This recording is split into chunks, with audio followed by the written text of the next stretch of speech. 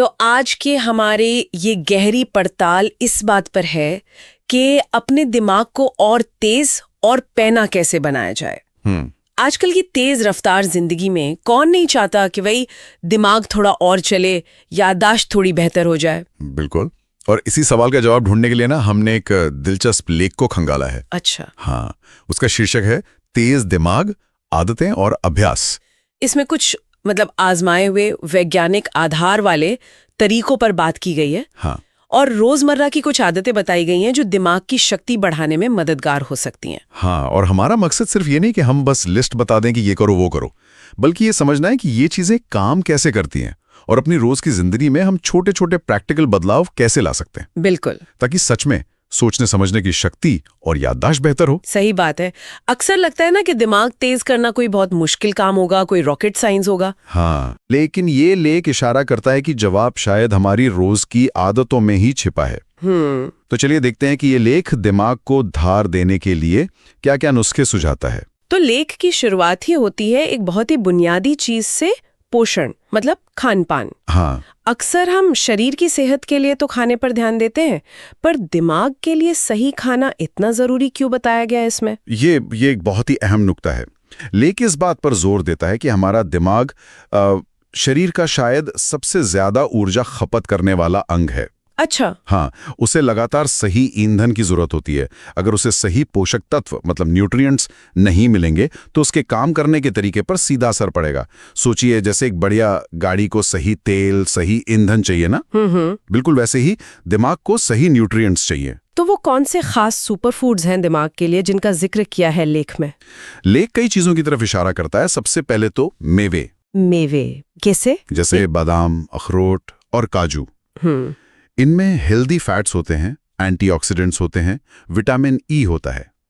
ये सब दिमाग की कोशिकाओं को मतलब ब्रेन सेल्स को नुकसान से बचाने में मदद करते हैं, उनकी सेहत बनाए रखते हैं। और अखरोट में तो ओमेगा 3 फैटी एसिड भी खूब होता है। ओमेगा 3 का जिक्र तो मैंने कई जगह सुना है दिमाग के लिए।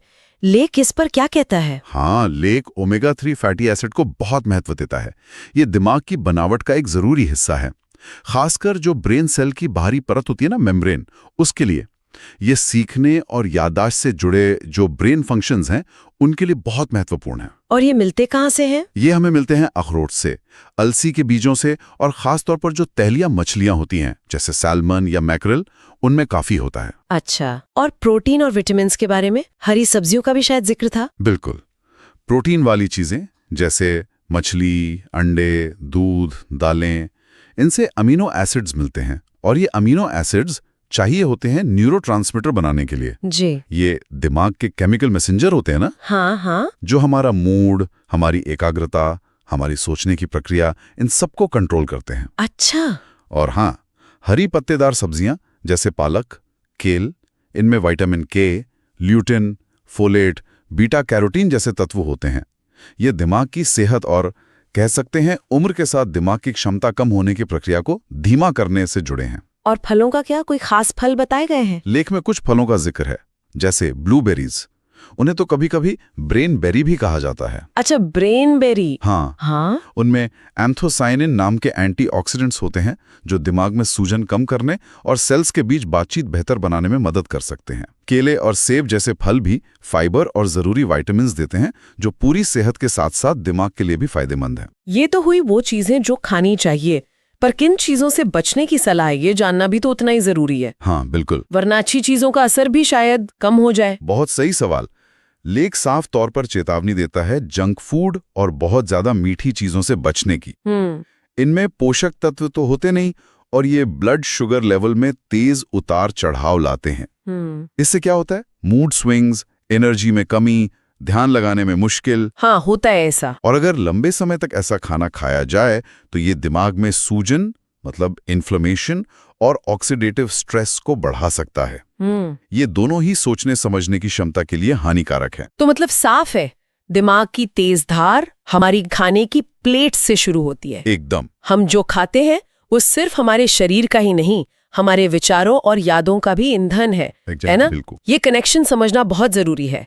पोषण सिर्फ शारीरिक नहीं, मानसिक प्रदर्शन की भी नींव है। पोषण के बाद लेख का फोकस जाता है कसरत पे। हाँ, और यहाँ दिलचस्प बात यह है कि ये सिर्फ शारीरिक कसरत की बात नहीं कर रहा, बल्कि दिमागी कसरत की भी। हाँ, और दोनों को बराबर महत्व दिया गया है। पहले शारीरिक व्यायाम की बात करें तो लेख कहता है कि नियमित रूप से हिलना डुलना दिमाग के लिए बहुत जरूरी है। रोजाना कम से कम 30 मिनट की मतलब मीडियम इंटेंसिटी वाली कसरत, जैसे तेज चलना, दौड़ना, साइकिल चलाना या तैराकी, ये सब दिमाग में खून का प्रवाह बढ़ाती हैं। और ज्यादा खून के प्रवाह से दिमाग को क्या फायदा होता है? देखें, जब दिमाग में ज्यादा खून पहुंचता है तो उसे ज्यादा ऑक्सीजन और पोषक तत्व मिलते हैं। अच्छा। ये उसकी कोशिकाओं को स्वस्थ रखने और बेहतर ढंग से काम करने में मदद करता है। नियमित व्यायाम से न नए ब्रेन सेल्स के विकास को भी बढ़ावा मिलता है, खासकर हिपोकैम्पस में। हिपोकैम्पस, वो याददाश्त वाला हिस्सा। हाँ वही, जो याददाश्त और सीखने के लिए बहुत महत्वपूर्ण है। साथ ही कसरत से तनाव वाले हार्मोन कम होते हैं और मूड अच्छा करने वाले एंडोर्फिन्स रिलीज होते हैं। लेख में योग का भी जिक्र था शायद, खास तौर पर कुछ आसन और प्राणायाम। हाँ, योग को मन और शरीर दोनों के लिए फायदेमंद बताया गया है। प्राणायाम की तकनीकें जैसे अनुलोम विलोम है, हाँ, ऑल्टरनेट नॉस्ट्रल ब्रीदिंग, बिल्कुल, और कपालभाति, ये सांस पर नियंत्रण के जरिए न सिर्फ ऑक्सीजन का लेवल सुधारती हैं, बल्कि नर्वस सिस्टम को शांत करने और एकाग्रता बढ़ाने में भी मदद करती हैं। सूर्य नमस्कार को एक पूरा व्यायाम माना गया है जो शरीर में लचीलापन और संतुलन लाता है। और कुछ खास आसन जैसे शीर्षासन और ब्रह्म मुद्रा का भी जिक्र है, हेड स्टैंड वगैरह। उनका जिक्र इसलिए है क्योंकि पारंपरिक रूप से माना जाता है कि ये आसन सिर की ओर खून का प्रवाह बढ़ाते हैं। लेकिन लेख यहाँ थोड़ी सावधानी बरतने की सलाह देता है। ये आसन हर किसी के लिए ठीक नहीं होते और इन्हें करने से पहले, खासकर अगर कोई हेल्थ प्रॉब्लम है, तो किसी अच्छे योग टीचर या डॉक्टर से सलाह लेना बहुत जरूरी है। सही बात है। बिना सही गाइडेंस के इन्हें करना रिस्की हो सकता है। ठीक है, तो शरीर चलेगा तो दिमाग दौड़ेगा, ये तो हुई शारीरिक कसरत। अब आते हैं दिमागी कसरत पर। ये जो कहते हैं यूज इट और लूज इट, ये सिद्धांत दिमाग पर कैसे लागू होता है? दिमाग बिना एक तरह से मांसपेशी जैसा ही है। जैसे वजन उठाने से मांसपेशियां मजबूत होती हैं, वैसे ही दिमाग को चुनौती देने वाली एक्टिविटीज से उसके न्यूरल रास्ते मजबूत होते हैं। उसकी सोचने समझने की क्षमता बनी रहती है, बल्कि बेहतर होती है। लेख कहता है कि दिमाग को खाली नहीं बैठने देना चाहिए, उसे काम पर लगाया रखना चाहिए। तो किस तरह की दिमागी कसरत सुझाई गई है? क्या रोजमर्रा की चीजें काफी हैं? लेख कई तरह की एक्टिविटीज बताता है, जैसे रोज पहेलियां सुलझाना। पहेलियां? हाँ, ये क्रॉसवर्ड हो सकती हैं, सुडोकू हो सकता है, जिक्सॉ पजल्स हो सकती हैं, या फिर शतरंज जैसे स्ट्रैटेजी वाले खेल। ये गतिविधियां logic, problem solving skills, pattern पहचानने की क्षमता, इन सब को तेज करती हैं। ये दिमाग के अलग अलग हिस्सों को एक्टिवेट करती हैं। और कुछ नया सीखने के बारे में, आजकल तो ऑनलाइन इतने सारे कोर्स हैं। बिल्कुल, हर दिन कुछ नया सीखना दिमाग के लिए एक बेहतरीन टॉनिक है। ये कुछ भी हो सकता है, कोई नई भाषा सीखने की कोशिश, कोई म्यूजिकल इंस्ट्रूमेंट बजाना सीखना, कोई नया सॉफ्टवेयर सीखना, या कोई भी नया स्किल जैसे कुकिंग, गार्डनिंग, कोडिंग। जब हम कुछ नया सीखते हैं तो दिमाग में नए कनेक्शंस बनते हैं, सिनेप्सिस बनते हैं। अच्छा। इसे न्यूरोप्लास्टिसिटी कहते हैं, मतलब दिमाग की नई चीजें सीखकर खुद को बदलने और ढालने की क्षमता। ये दिमाग को लचीला और एक्टिव बनाए रखता है। किताबें पढ़ने का भी जिक्र है। ये तो क्लासिक तरीका है दिमाग को व्यस्त रखने का। हाँ, पढ़ना ना सिर्फ ज्ञान बढ़ाता है, बल्कि ये एकाग्रता, कल्पनाशीलता और विश्लेषण करने की सोच को भी बेहतर बनाता है। लेकिन लेख एक और कदम आगे जाता है। वो कहता है कि सिर्फ पढ़ना ही नहीं, बल्कि पढ़ी हुई जानकारी को प्रोसेस करना और याद रखना भी जरूरी है। हाँ, ये जरूरी है। इसके लिए नोट्स बनाना एक असरदार तरीका है। जब हम अपने शब्दों में नोट्स बनाते हैं तो हम जानकारी को बेहतर ढंग से समझते हैं और उसे याद रखने की संभावना बढ़ जाती है। अच्छा, तो असली कसरत सिर्फ पसीना बहाना नहीं, दिमाग को उलझाना भी है। ये दोनों साथ साथ चलने चाहिए। बिल्कुल सही। शरीर और मन का ये तालमेल, यही दिमाग की सेहत के लिए जरूरी है। अब बात करते हैं एक और बहुत ही महत्वपूर्ण पहलू की, जिसे आजकल की इस भागदौड़ वाली जिंदगी में अक्सर नजरअंदाज कर दिया जाता है, नींद। हाँ, लेख नींद को कितना जरूरी मानता है? लेख नींद को दिमागी सेहत के लिए नॉन नेगोशिएबल मानता है, मतलब इसके बिना काम नहीं चलेगा। अच्छा। ये सिर्फ शरीर को आराम देने का समय नहीं है। इस दौरान दिमाग बहुत महत्वपूर्ण काम करता है। सोते समय दिमाग क्या करता है?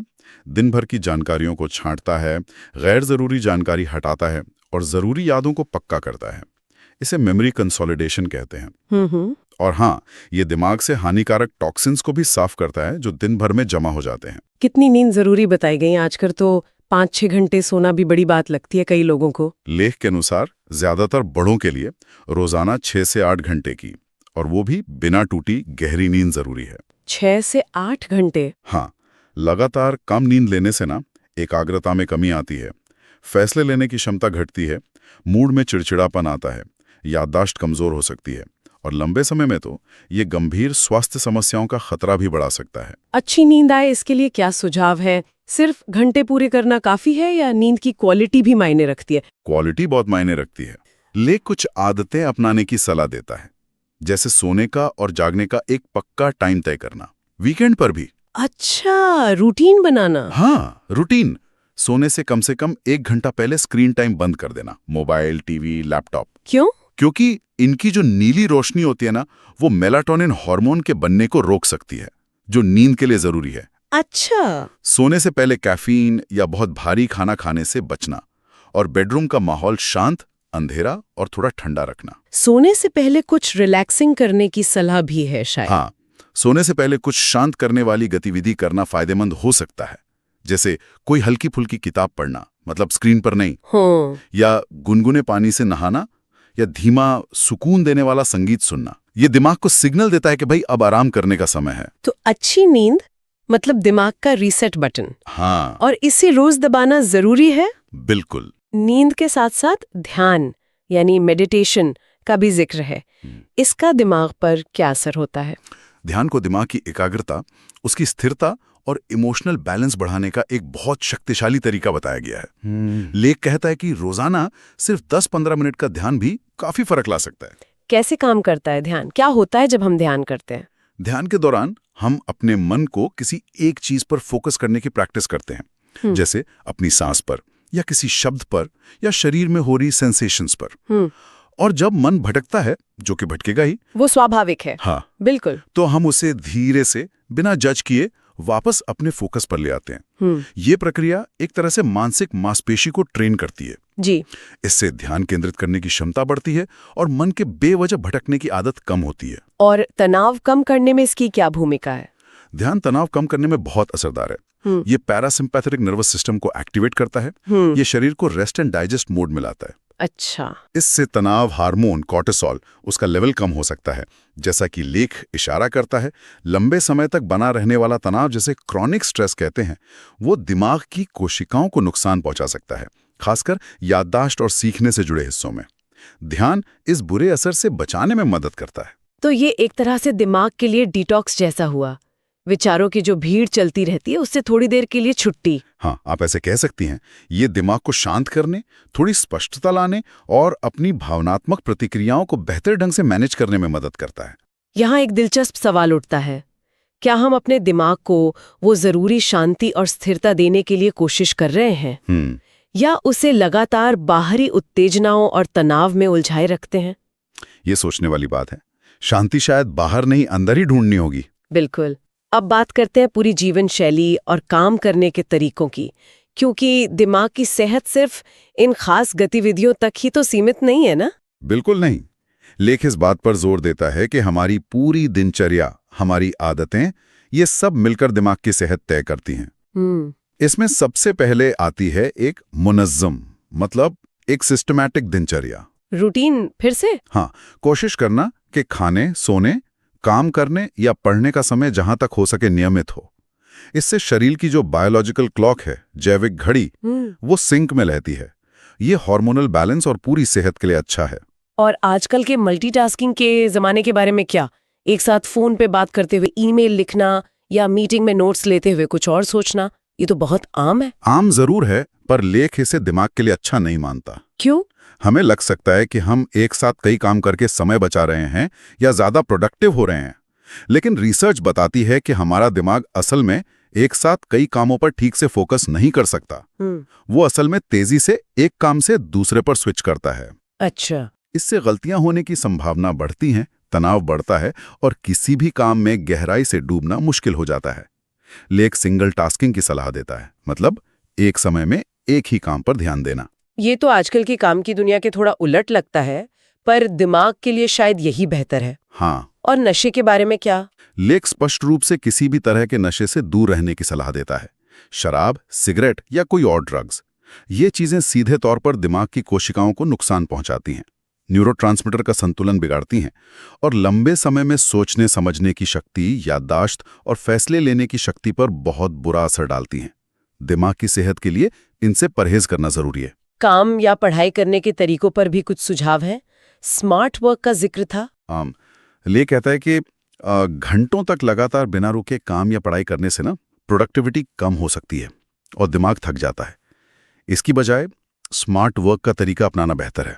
इसमें क्या है, काम के बीच में छोटे छोटे ब्रेक लेना। हाँ, जैसे मान लीजिए 45-50 मिनट काम किया, फिर 5-10 मिनट का ब्रेक ले लिया। इस ब्रेक में थोड़ा टहल सकते हैं, पानी पी सकते हैं या बस आंखें बंद करके आराम कर सकते हैं। इससे दिमाग तरोताजा रहता है और फोकस बनाए रखना आसान होता है। इसे पोमोडोरो टेक्निक का एक रूप समझ सकते हैं। और जानकारी को याद रखने के लिए लिखने वाली बात, वो कैसे काम करती है? लेख एक बहुत ही प्रैक्टिकल टिप देता है। जो जरूरी जानकारी है उसे सिर्फ पढ़ने या सुनने के बजाय उसे लिखकर याद करना। लिखकर, हाथ से? हाँ, जब हम हाथ से कुछ लिखते हैं तो दिमाग के ज्यादा हिस्से एक्टिव होते हैं, जिसमें मोटर कॉर्टेक्स भी शामिल है। ये काइनेस्थेटिक लर्निंग यानी करके सीखने का एक रूप है और ये जानकारी को दिमाग में बेहतर ढंग से एनकोड करने, मतलब दर्ज करने में मदद करता है। अच्छा। टाइप करने की तुलना में हाथ से लिखने का असर ज्यादा गहरा हो सकता है। तो दिमागी सेहत सिर्फ बड़ी कसरत या घंटों के ध्यान पर ही नहीं टिकी है, बल्कि इन छोटी छोटी रोल्स की आदतों और काम करने के तरीकों पर भी निर्भर करती है। बिल्कुल, ये एक पूरी तस्वीर है जहां हर छोटा टुकड़ा मायने रखता है। आखिर में लेख बात करता है मानसिकता और तनाव प्रबंधन की। क्या हमारी सोच का तरीका भी हमारे दिमाग की शक्ति को प्रभावित करता है? लेख के अनुसार हाँ, बहुत ज्यादा। सकारात्मक सोच रखने की पुरजोर सलाह दी गई है। Positive thinking. हाँ, जब हमारा नजरिया आशावादी होता है, जब हम मुश्किलों को सीखने के अवसर के रूप में देखते हैं, तो हमारा दिमाग समस्याओं को सुलझाने और नई जानकारी लेने के लिए ज्यादा खुला और लचीला होता है। पॉजिटिव भावनाएं डोपामाइन जैसे न्यूरोट्रांसमीटर को बढ़ावा दे सकती हैं, जो सीखने और मोटिवेशन से जुड़े हैं। और नेगेटिव सोच का क्या असर होता है? इसके उलट लगातार नकारात्मक सोच, चिंता, निराशा, ये दिमाग पर बोझ डाल सकती हैं। ये तनाव का स्तर बढ़ा सकती हैं और नई चीजें सीखने या क्रिएटिव ढंग से सोचने की क्षमता को कम कर सकती हैं। ये एक तरह से दिमाग पर ब्रेक लगा देती है। और तनाव का जिक्र फिर से आ गया।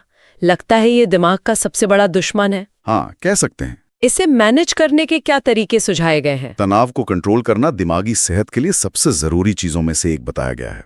लेख कुछ मजेदार और आसान तरीके सुझाता है। पहला है हंसना। हाँ, खुलकर हंसना, मजाक करना, कॉमेडी देखना, ये सब तनाव वाले हार्मोन को कम करते हैं और मूड बेहतर करते हैं। अपनी भावनाओं और चिंताओं को भरोसेमंद लोगों के साथ शेयर करना, ये इमोशनल सपोर्ट देता है और अकेलेपन की भावना को कम करता है, जो तनाव का एक बड़ा कारण हो सकता है। सामाजिक जुड़ाव दिमाग को उत्तेजित भी रखता है। प्रकृति का भी जिक्र, नेचर में जाना। हाँ, प्रकृति के बीच समय बिताना, चाहे पार्क में टहलना हो, बागबानी करना हो या बस कहीं शांत जगह पर बैठना हो, ये मन को शांत करने और तनाव कम करने में बहुत मददगार पाया गया है। प्रकृति का हमारे नर्वस सिस्टम पर एक बहुत सुखदायक, शांत करने वाला प्रभाव पड़ता है। तो अगर इसे बड़े स्तर पर देखें तो दिमाग सिर्फ हिसाब किताब करने वाली मशीन नहीं है। हमारी भावनाएं, हमारा सामाजिक जीवन, हमारा नजरिया, ये सब उसकी सेहत और क्षमता पर गहरा असर डालते हैं। एकदम सही। ये दिखाता है कि मानसिक सुकून, भावनात्मक स्वास्थ्य और दिमाग की तेज कार्यक्षमता, ये सब एक दूसरे से कितने गहरे जुड़े हुए हैं। हमें दिमाग की देखभाल सिर्फ बौद्धिक स्तर पर ही नहीं, बल्कि भावनात्मक और जीवन शैली के स्तर पर भी करनी होगी। तो इस पूरी चर्चा का सार क्या निकलता है? अगर हमें लेख की मुख्य बातों को समेटना हो तो दिमाग को तेज और स्वस्थ रखने का फॉर्मूला क्या है? सार यही है कि कोई एक जादुई गोली या कोई शॉर्टकट नहीं है। ये एक कह सकते हैं मल्टी डायमेंशनल अप्रोच है। कई चीजें मिलकर काम करती हैं। जैसा कि लेख विस्तार से बताता है, हमें ध्यान देना होगा। पहला, संतुलित और पोषक आहार पर, दिमाग को सही ईंधन देना। दूसरा, नियमित शारीरिक व्यायाम पर, शरीर के साथ मन को भी चलाना। तीसरा, लगातार दिमागी कसरत पर, दिमाग को चुनौती देते रहना। चौथा, पर्याप्त और अच्छी नींद पर, दिमाग को जरूरी आराम और मरम्मत का मौका देना। पांचवा, ध्यान और माइंडफुलनेस पर, एकाग्रता बढ़ाना और तनाव कम करना। ठीक है। छठा, एक व्यवस्थित और स्वस्थ जीवन शैली पर अच्छी आदतें अपनाना, नशे से दूर रहना। और सातवां, सकारात्मक मानसिकता और तनाव प्रबंधन पर भावनात्मक माहौल को अपने अनुकूल बनाना। यानी दिमाग की देखभाल एक 360 डिग्री प्रयास है जो हमारे जीवन के लगभग हर पहलू को छूता है। बिल्कुल। और सबसे महत्वपूर्ण बात जो लेख बताता है वो ये है कि ये एक लगातार चलने वाली प्रक्रिया है। नतीजे रातों रात नहीं मिलते। ये आदतें धीरे धीरे बनती हैं और इनका फायदा लंबे समय में नजर आता है। ये अपनी दिमागी सेहत में एक निवेश की तरह है जिसका रिटर्न बेहतर एकाग्रता, तेज याददाश्त और पूरी मानसिक शांति के रूप में मिलता है। धैर्य और लगातार करते रहना यही कुंजी है। तो ये थी हमारी गहरी पड़ताल इस लेख पर कि दिमाग को तेज कैसे करें। अब सोचने के लिए एक बात छुड़ जाते हैं। आज जिन अनेक तरीकों पर हमने बात की, उनमें से ऐसा कौन सा एक छोटा सा करने लायक बदलाव है जिसे आज या कल से ही अपनी दिनचर्या में शामिल करने की कोशिश की जा सकती है? वो पहला कदम कौन सा हो सकता है अपनी दिमागी सेहत को प्राथमिकता देने की दिशा में?